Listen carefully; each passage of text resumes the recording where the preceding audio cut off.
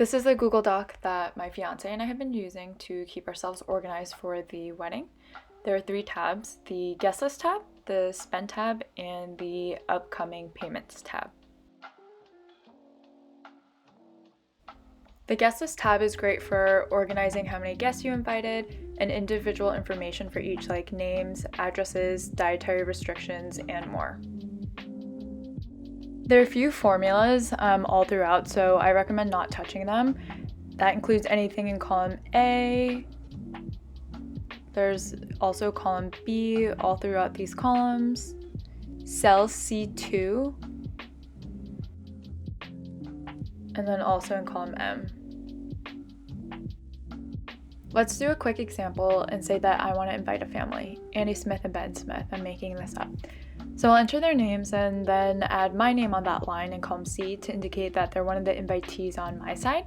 And so as soon as I write their names, watch how the number next to Claire jumps up in cell C2. Next, let's add their mailing address. You'll notice that I like to put 2 spaces in between the numbers and the zip codes. This is purely for aesthetic reasons, which you can find out more about in one of my other videos. I'll leave a link to it. So now that I've added the names Annie Smith and Ben Smith, and I put my own name in column C, like I said, you can actually see that number in cell C2 jump up. It's based on the number of guests for each side. So for Claire, for me, there are 1, 2, 3, 4, 5, 6. And for the guest count for the household, there are 2 people that I've invited. There's Annie Smith and Ben Smith, so that column will say 2. And because there's an address here, this number also automatically jumps up to 1. So now we have 4 households and 9 guests. And this case is pretty self-explanatory. Enter your venue's per person cost in cell M1. And then based on this number, the formulas will tell you how much estimated cost per household. Obviously, it's a simple formula and doesn't consider your service charges or taxes, so just keep that in mind.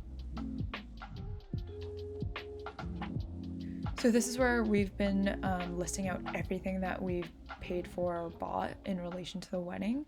So all you have to do is add the date that you paid, the category it belongs to, so gifts, venue, photography, invitations, whatever you want, the amount that you spent on that date. You can give it a title. It just helps to jog memory and just for your own understanding to know what you spent where. Who did you actually pay? So what are the names of the stores or the people? And then who paid? This is helpful because my fiance and I, we actually split all of our payments. So it just helps to know who actually put their card down. And then does anyone owe each other? So for bridesmaids gifts or groomsmen gifts, we don't really owe each other anything. But for something like, say, paying the venue or the photographer, invitations, we want to split that in half. And then any other comments if you find that helpful.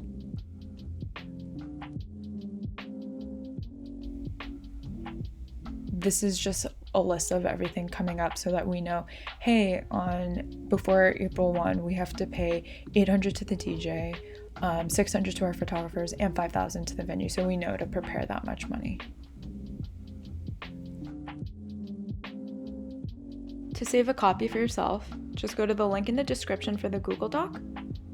Then once you're in the Google Doc, go to File, Make a Copy, rename it what you want, and choose what folder it should go in.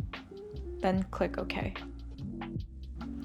To customize and make this doc work for you, all you need to do is update the formula in cell C2 to have your name and your SO's name instead of mine and my SO, so replacing Claire and Mike with whatever your name is and your fiance's name. Then in the actual spend tab, you can change where it says gifts to see the total for a different category. And you can see here, when I change it to gifts, it actually changes the total sum to $700 because that's the $400 and $300 together. And that's it. Enjoy!